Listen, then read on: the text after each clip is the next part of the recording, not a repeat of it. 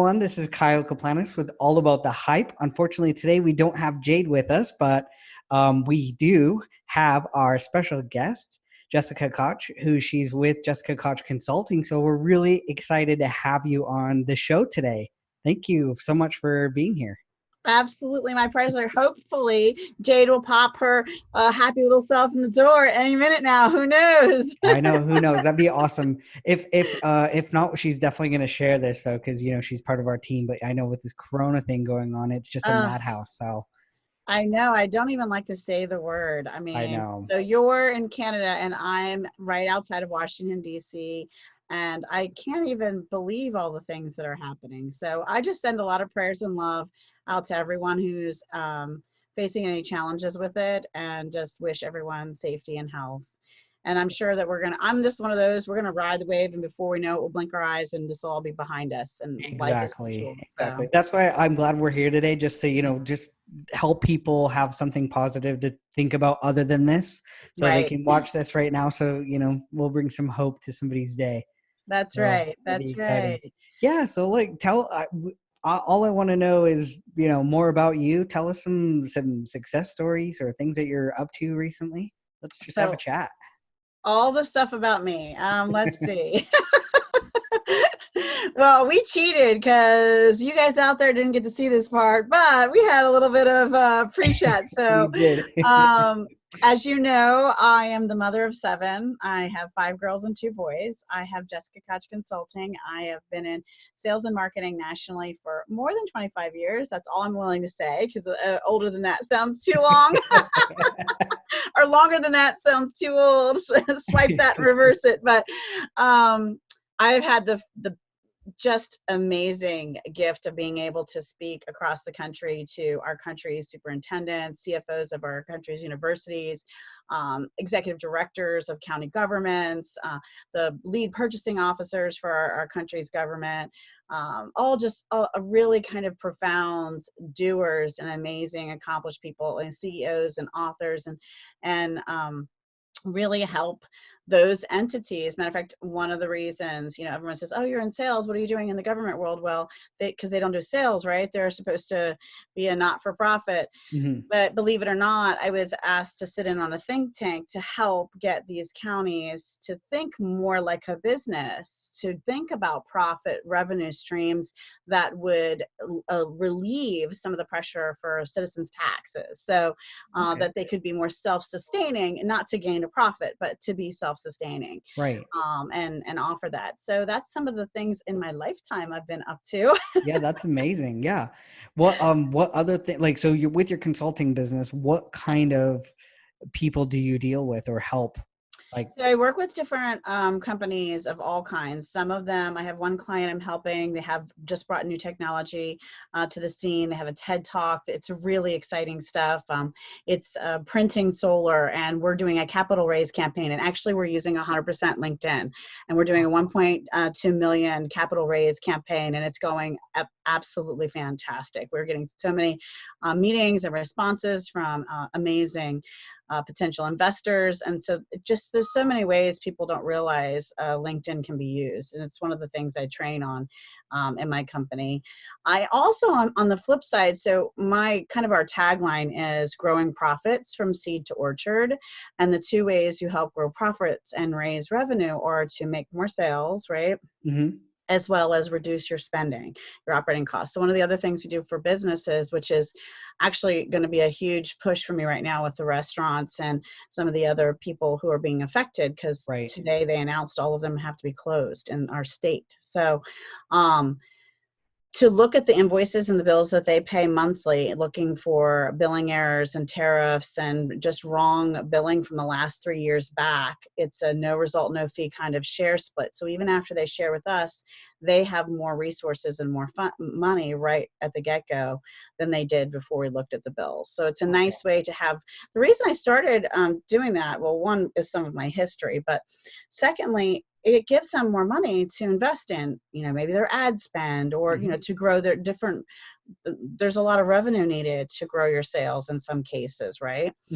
Depending on how you approach it. And this is giving them that kind of relief. So, okay, that's awesome. Like, that's good that you get to play a value into something like this with this crisis going on. You're able to yeah, help these companies, see a little bit of a light and be able yeah. to still help them in this dark time. So that's really awesome. And, this brings up a really good point. I truly believe it as well, that there's a lot of businesses not benefiting from being on LinkedIn. So, for instance, I've been talking to a business recently that says, I think that you should be on there. And they're like, yeah, but is our customer on there or things like that? And I told them, yeah, your customer is going to be on there regardless if it's B2B or it might even be B2C, because there's professionals and all sorts, and it's changed, right? Yeah, So the it LinkedIn has has. changed a So lot. I tell people that even if they think B2C is their main space, and maybe it is, that's fine. But I still encourage them to consider and think differently about their marketing campaign from a B2B perspective, because Right. guess what? Who lives inside a business? It's an employed customer. It's an employed C. So Exactly. if you want to sell your product to someone, they kind of need to have some money, Right. and you want them to have the resources to be able to afford whatever it is you're offering them, right? I have this conversation all the time. I said, well, who do you think can afford the biggest houses in the nicest neighborhoods? Probably the business owners and the C-suite of all the businesses in your region. So Right. maybe we should be marketing to them Common sense, right? because they have a job and they are going to be able to qualify for that mortgage. I know. And LinkedIn is so good. It tells you exactly what they're doing, what they do, like what they're interested in. I mean, it's just like, it's right there, The right laid last out in time I front of you. checked the stats, and I'm pretty sure it's changed since then, over 40% of our globe's millionaires live on LinkedIn. Right. That's where they are. And guess what? If they're on LinkedIn, they're probably on Facebook too. But if they're that kind of high income individual, a net worth person, right? When they're on Facebook, what do you think they're doing? You think they're shopping necessarily as much as they're playing with their Right. friends, and they're posting their family, and they're posting their trips and where they are, or whatever it is they're doing, right? When they're on LinkedIn, they're kind of in business mode, and it's a different kind of environment. But I still Definitely. don't teach people to go to their messaging and connection requests and verbally vomit all over them all the Exactly. business and services that they have, because this is not the right way to do business. It's just not Yeah. how it's done. Exactly. So this is perfect. This leads us right into what would you, so as consultant talking to businesses about getting on LinkedIn, what are your first steps then on how you guide a business to to using it appropriately, or what would you give Well, some tips interesting for? enough, I take them backwards further Okay. than that. We start with who really is your customer. Like, so are they the IT firm in a certain region that has this many employees, that has this annual revenue a year? Like, I really have them build this list. I have a resource tool that we can use that's actually free in the libraries throughout our country. And I Okay. show them how to use this data to mine it through these filters so that they know exactly who their next 100 target ideal customers are. Right. And then we go to their websites and to LinkedIn, and we follow their company page, and we connect with those people individually, and we start learning about, there's a whole process I build them to, and I build out all the email and the LinkedIn messaging and the phone script and everything that we're building up to get that first appointment, because that first appointment is truly the first sale. If Mm-hmm. you can't have a phone conference, a Zoom call like this, or an in-person meeting, you have no shot of making your business presentation and getting the Right. deal, you Right. know? Exactly. And then sometimes, interesting enough, a lot of the customers have some of the social media down, but they're not doing the correct kind of prospecting research. That's sort of old school and forgotten skill. Mm-hmm. And then they get to the home run of that first meeting, and you know what else they've forgotten how to do? The world has forgotten how to ask for the sale. And the art of the different kinds of closing techniques there are when it gets to the end, and you have to ask for the contract and the money. And Wow. you have to customize that based on the buying language of the personality type that's in front of you. And Right. these are Exactly. this is all kind of it's a science, but it's a learnable, teachable skill that anybody could do, but they have to learn it. You can't just jump in and try stuff. Otherwise, it's a numbers game. And if you just call 5,000 people, yes, eventually you'll get one. But how about you call the right 50 and get, 2/3, 3/4 of that business, because Exactly. you've crafted it the right way and you've approached it the right way and you've learned all the skills of the research, of the social media, getting the meeting and closing the sale. Because when you pull that whole package together, your results are fantastic. Exactly. And yeah, I do see that. I mean, from so many businesses that are just constantly just doing so much cold calling with no like, no No strategy end in behind it. mind. Just literally Yeah. just like, here, call, like, do And then they catch a all this. live one and they don't know what to do with it. Now what? Exactly. They're like, somebody's interested. Now what? I just did a presentation for a business group and it was called How Hot Are Your Prospects? And one of the key factors of how hot your prospects are is you can have the hottest prospect ever and you can still get away if your skills are not hot enough. So if you're not hot, then you're going to lose a hot prospect. Right? So your hot factor matters. We have to be on our game. We have to know the formula. We have to know how to communicate appropriately, because really a sale is moving a person to action. And if you're using your Jedi powers for good, then it is moving a person to action that is of mutual benefit. It benefits them and it's good for you. And in my world, it's really great if there's a third party winning, and hopefully it's a cause in the community somewhere. So you like to have that win-win factor. And it's some people can see some of these techniques and some of the skill set that goes behind it. Oh, well, that's just manipulation. Well, not really, as long as it's for good. It Hmm. can be used the other way, for Right. the dark side, right? There was a good witch and a bad witch. We have to stay on the Glenda side of the world. I love that. Yeah, that's a great metaphor for sure.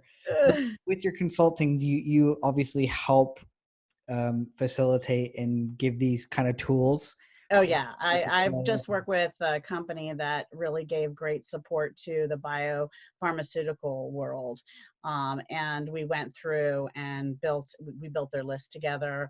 We researched them together. We built custom emails for everyone together, and then their team was able to go and then take the next step and do They didn't have any problem with the presentation and the closing the sale, and they had great references, and they get a lot of referrals, but this was their first time really structuring okay, who are we going to go after? Because we want to build it beyond our referrals now. Yeah, And exactly. so we had some really good results for them. That's So yeah, awesome. we absolutely do that. I love that you go back in time, like kind of go backwards, because Yeah. it's true. I do think a lot of businesses kind of get stuck in that, like they get lost almost. They're like, this is how we've been doing it a long time. And now you Mhm. kind of help them like, let's go back and really think of who should you be targeting versus this same Right. system that's been in place for so long.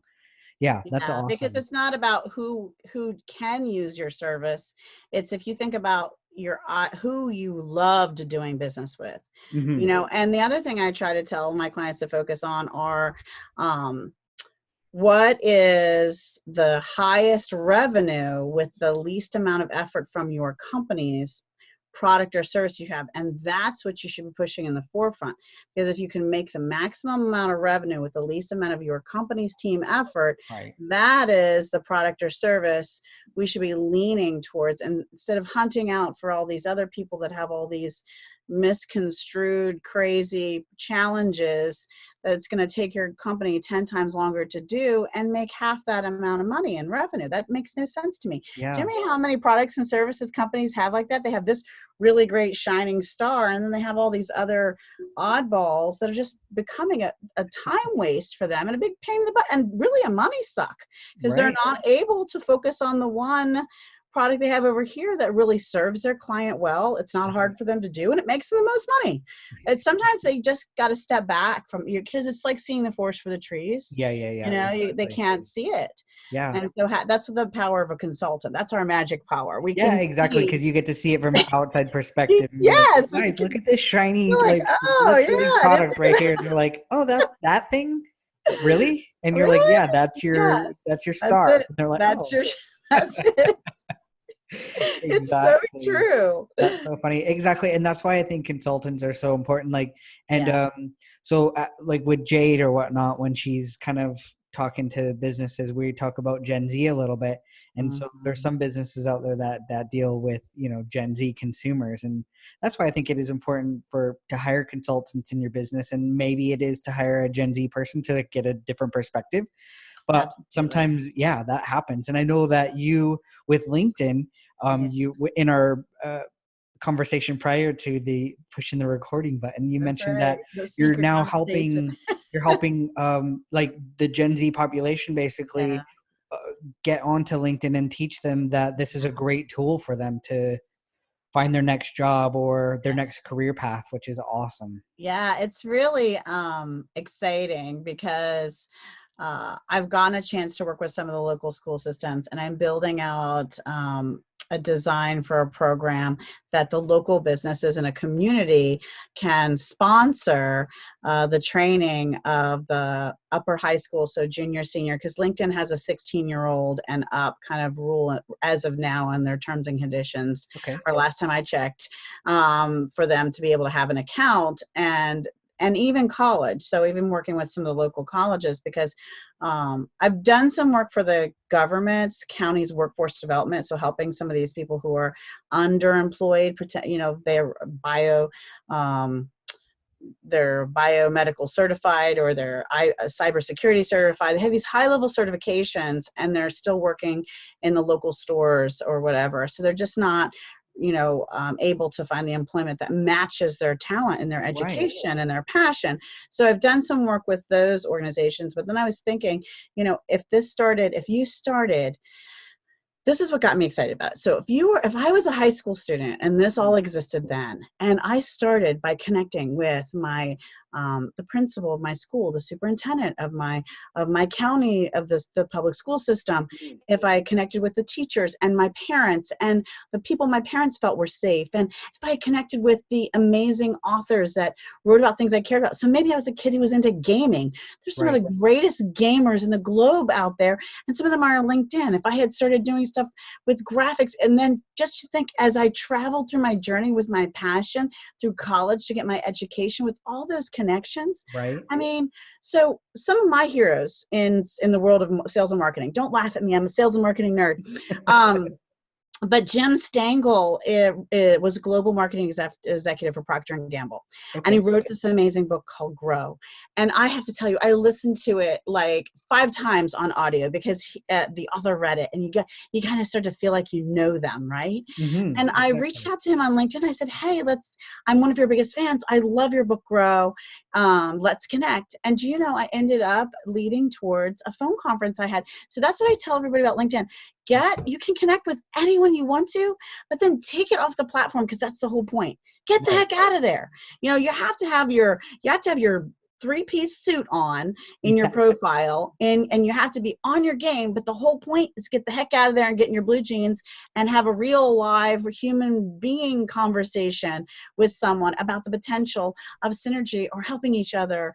Or, it's not about necessarily making a salespeople. And someone like, oh, they emoji me, oh, someone's trying to sell me something on LinkedIn. I said, whatever, that's the point. It's like a global chamber of commerce, where if you go to a chamber of commerce meeting, you say, hi, Kyle, what do you do? And they Right. say it back to you, because not necessarily because we're trying to sell each other service, but because Yeah. we learn about each other. And maybe Exactly. I'll be his customer and he'll be my customer. Or Right. maybe we'll be great referral partners, or I know Exactly. someone I can send to you, or whatever. Or maybe we both love the same charity and we'll both be, at the 5K run for that, and the next time that goes out. So Exactly. you don't know what's going to come of it. But if Mhm. you treat it like, ew, they're trying to sell me. No, they're trying to share what they have with you, and you're supposed to reciprocate and do the same. And then you're supposed to see where the links match up. That's the whole Exactly. LinkedIn piece of it. And stop being scared of that or turned off by that, because it's a space for that, right? I mean, right? Like you just said the name LinkedIn. I Right? know. Let's get linked. And it was so not a pun. And I know I'm kind of getting on a soapbox, but you can tell this is what I'm passionate about. So Right. here's something that happened for real. if people just use social media for the power of good, it can touch lives of Oh, people that we will never absolutely. meet. And that's the point. Exactly. And so here's a true story of how that happened. I was working for a while, my youngest daughter, who's 8, I homeschooled her, and I was with a homeschool co-op. So we met weekly with another group of homeschool moms. There's about 50 families, and we had classroom settings, and I was in charge of the arts and crafts. Well, I found this no-sew, we cut out this pattern, link it together, made out of fleece, a beautiful rainbow scarf, right? Mm-hmm. That the kids could make easily themselves, they could build. After the parents volunteered and cut out a million circles as a little slits so they can link them all together. But someone had posted this video about how to make this scarf. Well, I learned from it. I went and talked to this whole class of 50 families who had students in it. And then we had each child make 2. Okay. Every child made 2 scarves. One of those scarves went into a little shoebox that got mailed to a different part of the country or a different part of the world, right? Mm-hmm. Where there was another child who needed a scarf, who we will never meet, who now will wear that. And Right. that all happened because what started first was the person who was smart enough to design the pattern and Mm-hmm. make a video and post it to social media for free, Right. so that now this person will never know it. This person who made this video will never know those children who had the joy of making and proudly wear their own scarves, and know that there's some other little kid out there with one just like it. Right. And that scarf could be like the best, like that could have changed I their life, know that that's not like, I know. ending starvation, but for me, I feel like that's the point.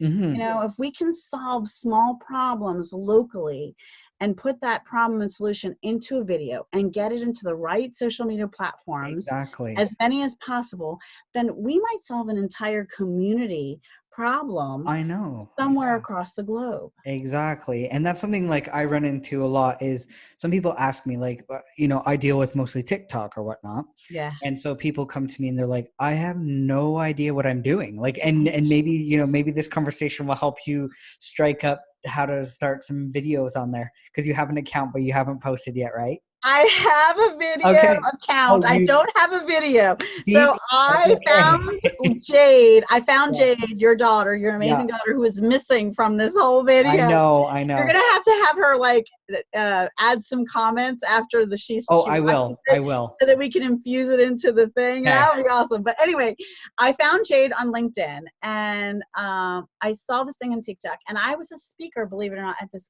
conference like a year ago, and they're like, oh, branding on TikTok is up and coming, it's the thing to watch, right? And I was like, okay. I looked at it and went, oh my god, what is this? I mean, it's like if you feel like you go to a restaurant that's all for like one particular genre of food that you've never eaten before, and you feel like you're a little lost and you don't know how Right. to do anything. That was what it was like being on that platform. So I just was, I felt called to like reach out to her and say, okay, what's this thing all about? Let's Right. interview you. So I had her on my Profound Professional interview series. It's a video interview series. And I got to learn about her and TikTok and play with it a little bit. And I've watched a couple YouTube videos on it, and I set it up on my phone, and that's about as far as I follow Jayde, and like that's kind of as far as I've gotten. But I love the stories about how people are smartly using it. I follow what you post on that. I Yeah. saw she told me about the restaurant that did some sort of like flip a lid challenge or something, and everyone was running physically into it, was pulling people Yeah. into their location Yeah. to Chipotle. video Yeah. themselves to do this stuff. I'm like, how smart is that? I And I love know. how you like quickly change with the times, because TikTok today and Instagram tomorrow, something else that we don't even know the name of the next Yep. day. We just Exactly. have to keep finding out, okay, what is it and how do we morph to fit it? Like, how do we Yeah. change like we have to be a social chameleon. Yeah. Exactly. And like to go Hey, back that's to a the, thing. I think I yeah. need to coin that. I'm trademarking that if anyone's watching. If it's not already done.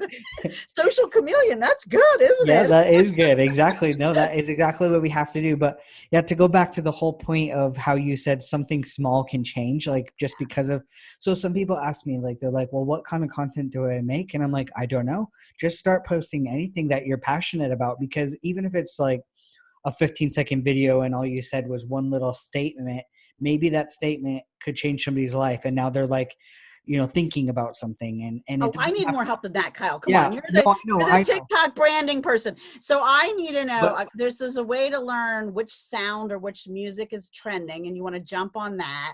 And there's a way to make sure all the stuff you're doing gets more notice on the feed. Just like on LinkedIn, there's some little secret sauce things that help yeah, your yeah, exactly. There are post. some secret sauce things. So like, Can't give those away. if you do go post your first video, I would say, and you said you're like a sales kind of like nerd, right? In a I know, way. but don't they want me to dance? Like that's what I'm like. I need to get a tripod for my phone so I can. No, the thing is, it's He not says, all "Oh about no." dancing.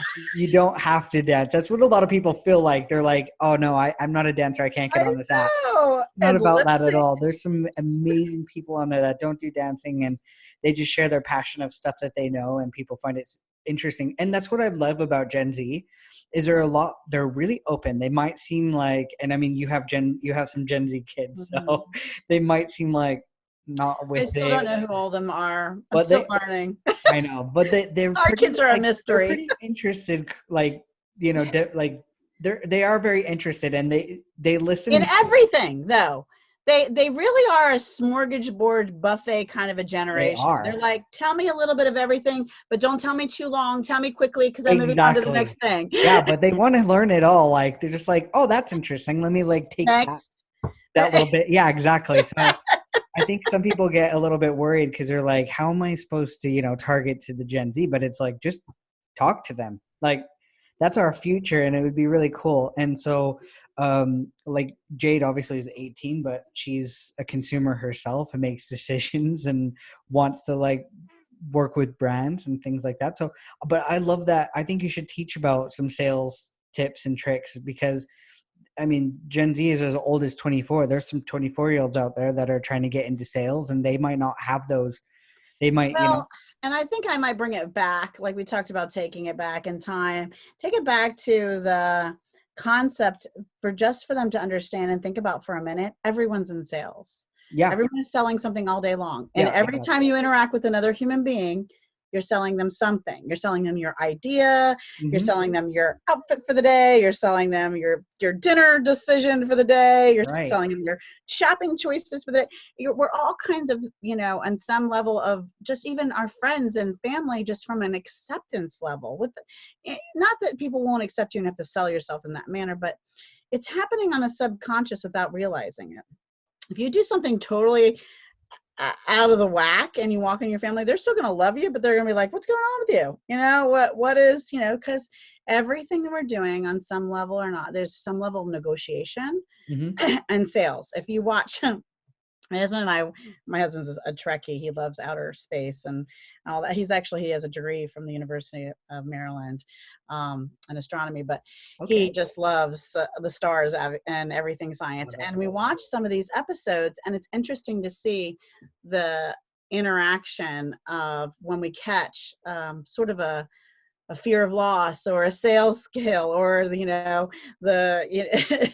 to the Joneses effect, or just these different things that are totally sales, or just some level of art of diplomacy and negotiation that's happening, that's written into the scripting. It's sort of funny. And because I'm so drenched in it and such a sales nerd and he's the space nerd, I catch it.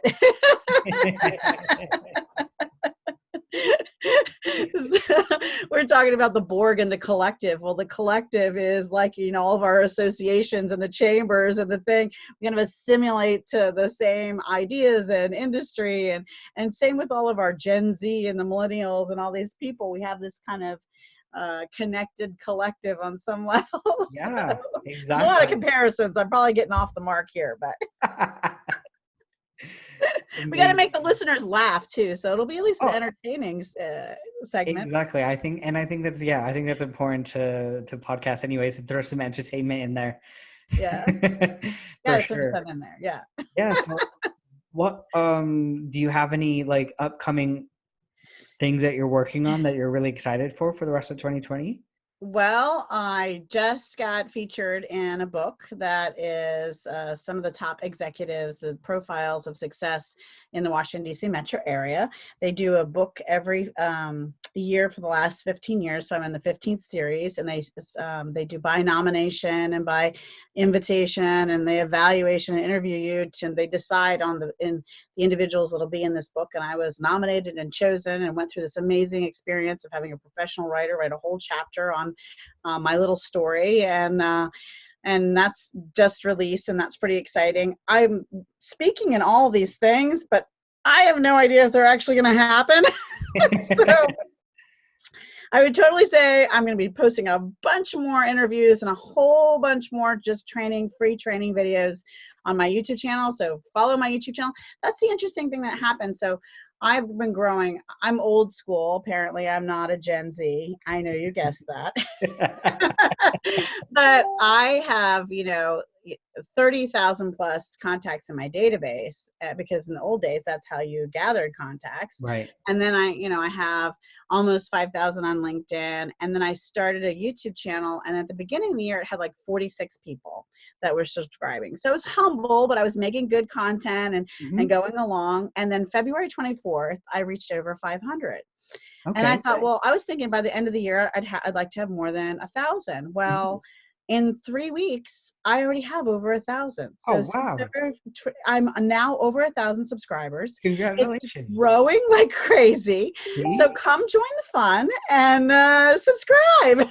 All right. Well, plug it. What is the name? How can people find you? So just look up Jessica Koch. One of the reasons I wanted to get to 1,000, because now I have the ability to go customize the URL for it. Exactly. Yes. I couldn't do that before. So I was like, oh, that'll be my 2020 goal. Well, I've reached my goal. So now I need a bigger goal. I love that. So yeah, we'll make sure that the link is somewhere available for your podcast. Yep. Yeah, and I'll plug it right into this little spot right here on this video too. So when people get here, they'll be able to see it.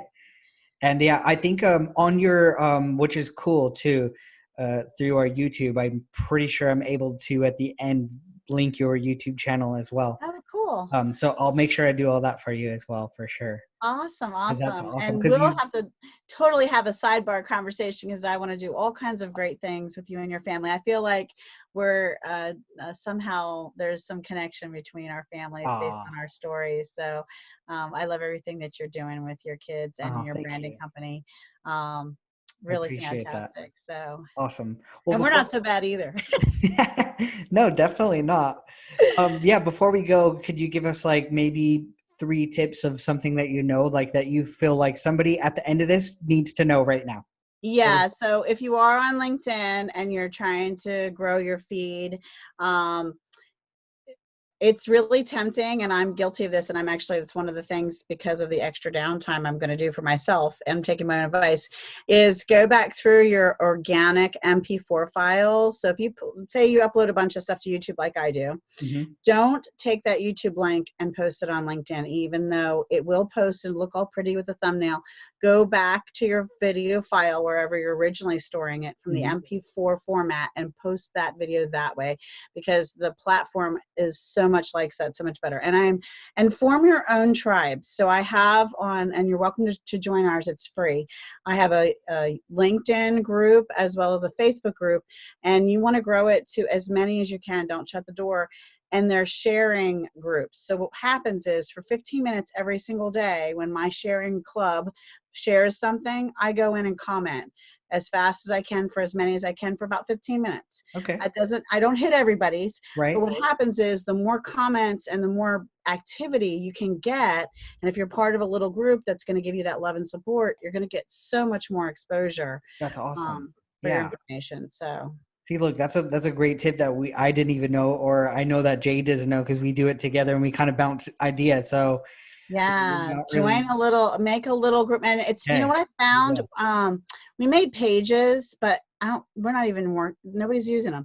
You know where we do it? You make a group in messaging. Okay.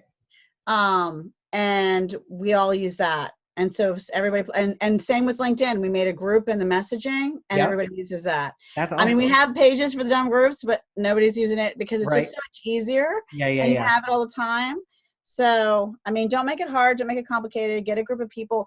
And the more the better, because just realize, 2/3 of those aren't action takers and they're not all going to do it. And they have things happen in their life. And so Right. People get so busy. just have more people, make it open, and then you'll get a lot of engagement no matter what. So, Okay. Great idea. Love it. yeah. Well, yeah. I mean, really, really appreciate you Thank you being for on the having show. And me. yeah, no, I'm really grateful. So I'm glad that we had a little chat, and I hope, the listeners that are listening found this entertaining and meaningful and insightful. So I Yeah, really me too. appreciate that. So thank you. Hey, Yeah, Jayde, I miss you. I hope you're doing great, and we'll catch up soon. we will. And I mean, even if we got to do like another, like a second one to catch up with her on it, we can do that for sure. So Awesome. yeah, awesome. Okay, well, I'll end this and we'll continue our chat. Great.